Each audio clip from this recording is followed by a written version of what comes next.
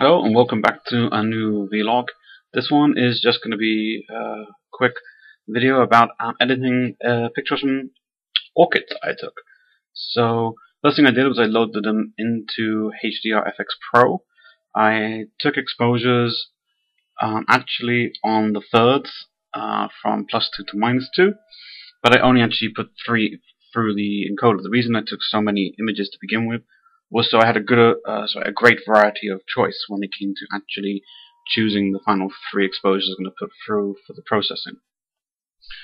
So loading the processing takes some time sometimes, depending on how many files and how big the files are. I was using 14 megapixel images, so they were reasonable size, so the loading time was not too long. And so once in, you can see that obviously there's a lot of detail in my which I don't want. Mostly this sort of strange sort of background. So the first part I did is just darken the image back down, lowering the exposure, and playing with the different points there. And this was just to sort of get the image I want.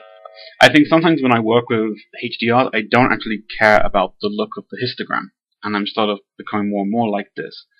Because if you were to go actually buy the histogram all the time, sometimes your images would look actually quite ugly, especially when you're using sort of mocked up setups like this. There's a lot of information still in there. So this is why I was just sort of darkening the background and trying not to blow out the detail within the petals of the orchid itself. I wanted there to be a good amount of light, but also a fair amount of shadow detail as well, just to sort of sculpt it so you get this look from the petals of the sort of imperfection of the creases in them. And this would sort of work well for the later effect as well. So I was just sort of going through. I didn't do too much. I did a few little local adjustments, as you could see, and now I'm just sort of adjusting the curves. I'm just adjusting this to the way that I want the image to look. So I'm just going back through and double checking everything that I've got it the way I want. And now it's going to load it straight back into Photoshop as a single layer. Once again, now it's compressing the file, so it takes once again some more time to load back into Photoshop. But when once you're into Photoshop, you've got quite a nice decent file. It's at 150 meg once it's loaded in. Some of the things I'm going to first of all do is I wanted this to be a black and white image. So this time I'm usually thinking about how I'm going to do that in the process. This time I decided I was just going to use the black and white adjustment layer. And so you sort of think about what parts of the adjustment layer do you want, what parts you don't. So now we're back into Photoshop. And first thing I'm going to do is actually adjust the layer to actually become a smart object. The reason for this is actually now my negative. I know I've taken 3 files and made it into one, so this is now the sort of exposure, you could say, from this. I wanted to crop the image because I didn't want the top and bottom part of the image where you can see basically where the background drops off. So I'm just sort of looking at it, seeing how I was going to do it. This was originally how I wanted it, like sort of 10:8 size, but sort of looking at it, it didn't really work for me. So I decided to go to a square format.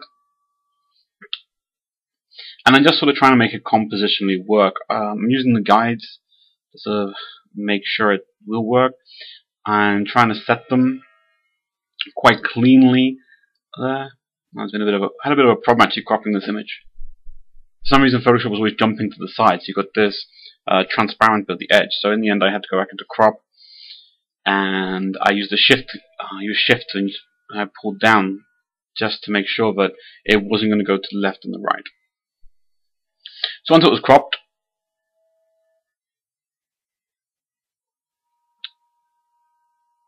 there you go. See, I had one to the left, and now I have to do it back to the right. It was a real sort of silly job. I don't understand why I did it. I'm still trying to think about what could have done it. So now I'm just going to load up the black and white adjustment tool, and as you can see, it's quite a nice image without any sort of toning, really. I sort of wanted a mixture in the actual center of the petal, center of the flower, to have brightness and darkness. I wanted some sort of contrast there, and it was sort of having to balance out the red and the magenta, really. Obviously, I raised the green and the yellow for the stem, and I lowered the blue slightly as well, because there was a blue color or blue tone in the actual background when the picture was taken.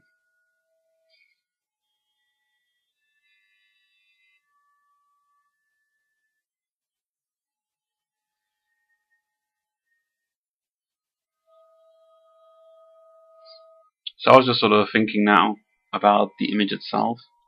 What was I going to do? And I got a nice black and white image, and yeah, I could sort of save it here. But I decided actually just to adjust the contrast a little bit.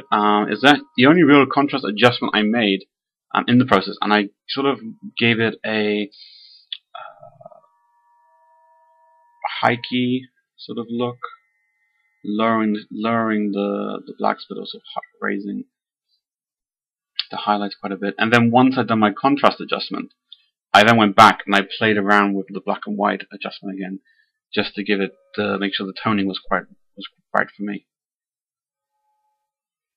Now this is when I sort of looked at the image a bit more carefully once I'd done all this bit, because I hadn't actually changed anything, and I saw there was actually quite a bit of ghosting. I'm not sure how this happened because everything was set on a tripod and sturdy.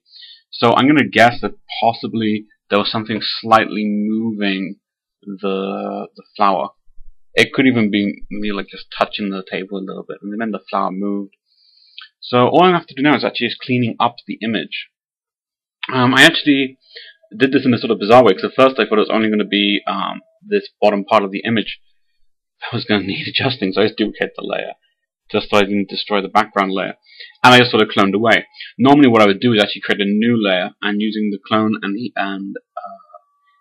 using the clone tool and the patch tool and the heal tool, I would set it to use the layer information from the layer below. So it's like a separate layer you're sort of creating on top.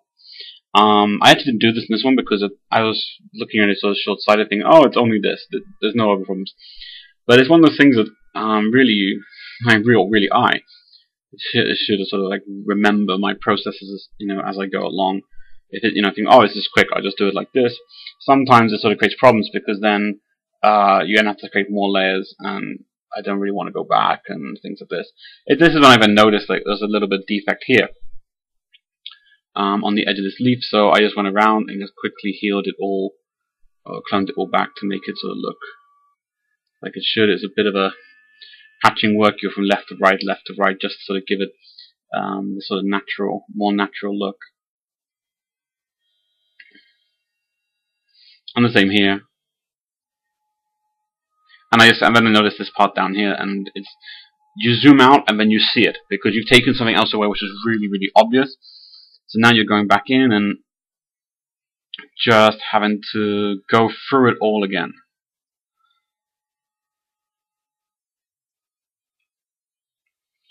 And I'm actually going in quite close. I'm zooming up at 100% actually. And for this bit I'm actually quite far away, and I'm using quite a large brush, so the effect is just gentle on the edge of the leaves, edge of the petals. I don't really want it to be a strong sort of effect. And then of course I come back in and I'm sort of looking at this sort of bit here. Any sort of crease in the petal itself, it just reflects light like anybody's business. It's really sort of crazy actually when you're taking pictures of nature and you see all these sort of little imperfections.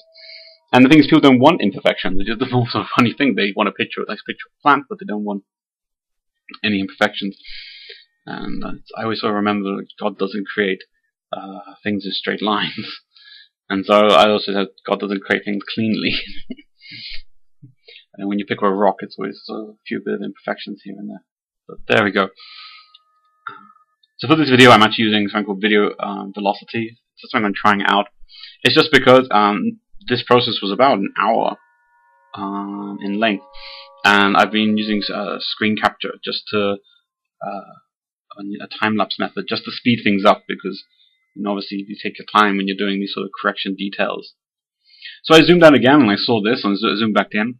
Actually, this bit I had to double back on actually in a moment. Because I started doing it and then I realized I'd gone the wrong way.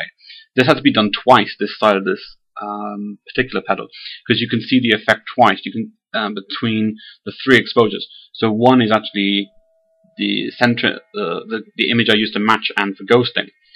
And these other two sort of gaps basically are from these gaps are basically from the exposure is not quite matching up, and it's actually quite a big shift actually when you think about it. This particular picture was I was actually zoomed in on my G10 as close as I could be.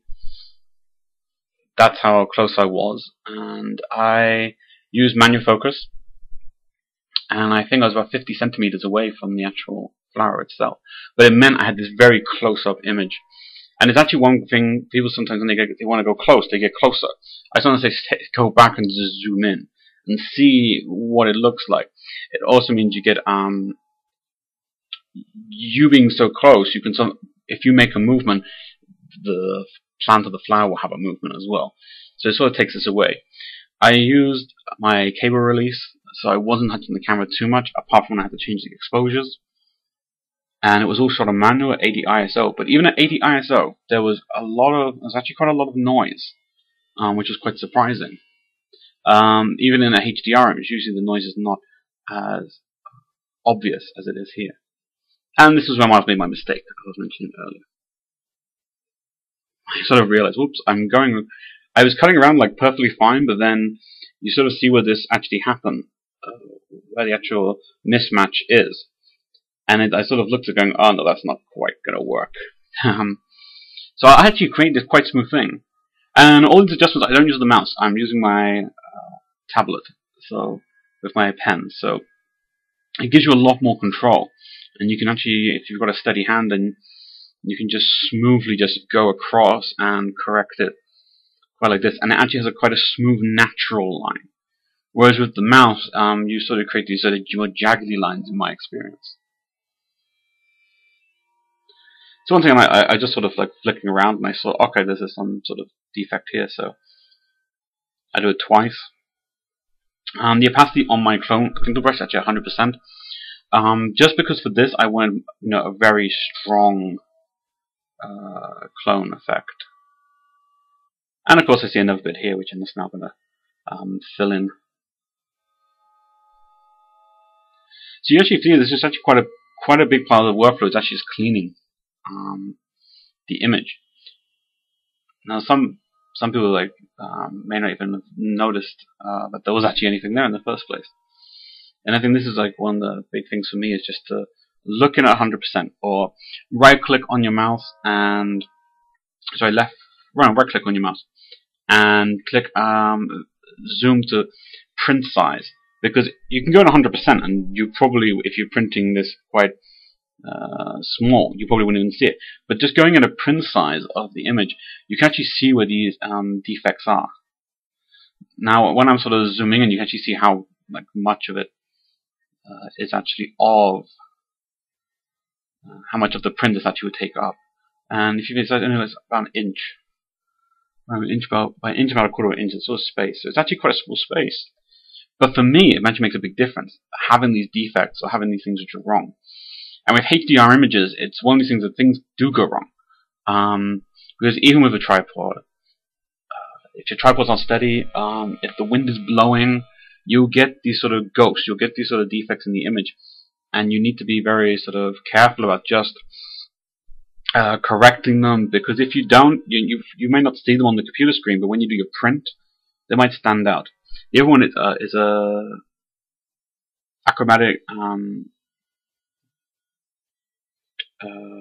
chromatic aberrations. These are the other ones which sort of have a big effect sometimes.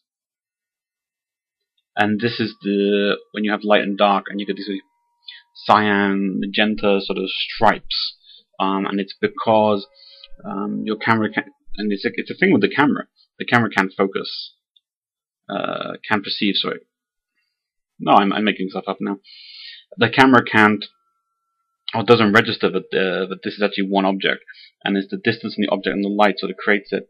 The best thing to do actually is if you get a lamp and you move something too close to the lamp, or even especially a projector that's just sort of on white, and you put your hand quite close to it and you look at the screen where or the space where it's projecting to, you can actually see this, and it's actually quite interesting. So now I've loaded back out into Photoshop. Of course, I did all that on my smart object, so it meant that I could do all this editing and then save it, and then it comes back in. It's all corrected, which is for me just what I want. So I'm now just doing some noise adjustments. I use Noise Ninja for this. I was actually surprised I had to do quite a strong adjustment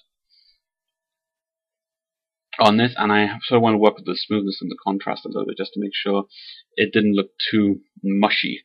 Because sometimes when you do noise reduction, it can just become a big mushy mess. So once the spot object is loaded, I then just decided to do my dodging and burning.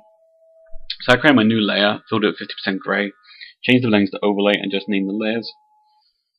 Dodging and burning is something from the black and white darkroom.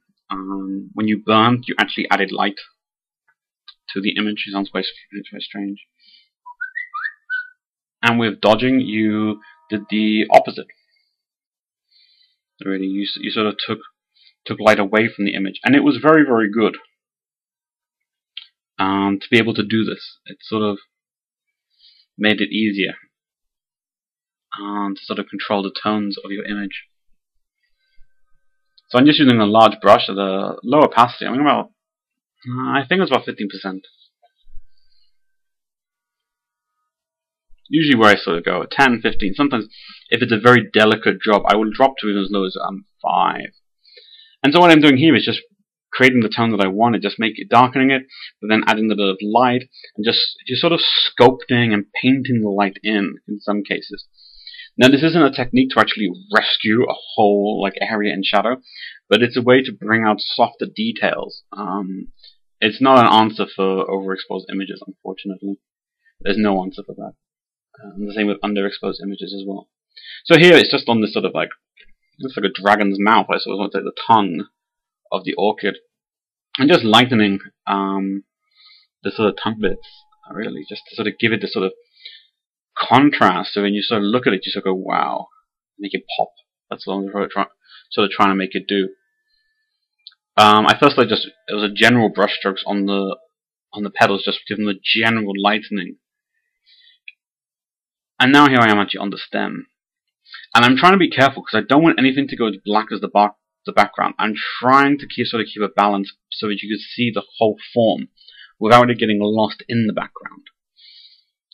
And this is one of the reasons that I actually had to plant quite a distance from the background itself, so that you wouldn't get too much detail from the background, and I'm focusing on the petals itself.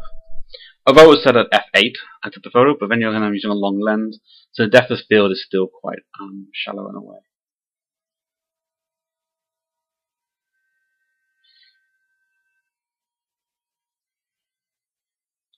This is really the point where I'm going to save the image. I've done quite a bit of work.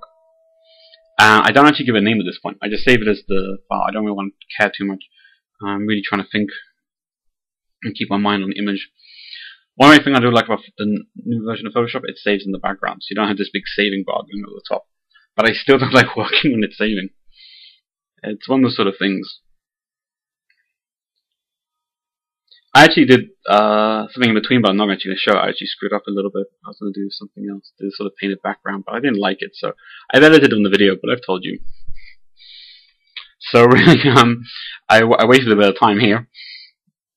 And so I decided I actually wanted to give it a bit of toning.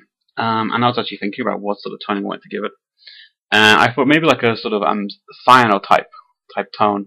And this one I was going to have the idea of the background. And the way you do that is just load up the color balance. And you just drop the cyan down, you raise the blue on the midtones. And then you load a hue and saturation layer. And you just lower the saturation. I played around with the hue a little bit just to get it the sort of bluey color I sort of wanted, and it gives this sort of delicate touch to the images, which I really sort of liked, and it sort of fills in this sort of mid-tone detail and this mid-tone feeling, and it just makes it look a lot nicer, in my opinion. So I saved the image then.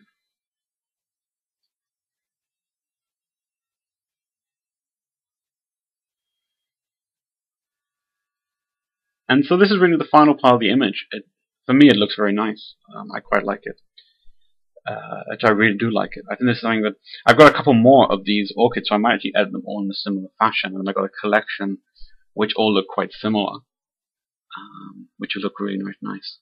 So I'm just going to make this big so you can see it now. And that's it.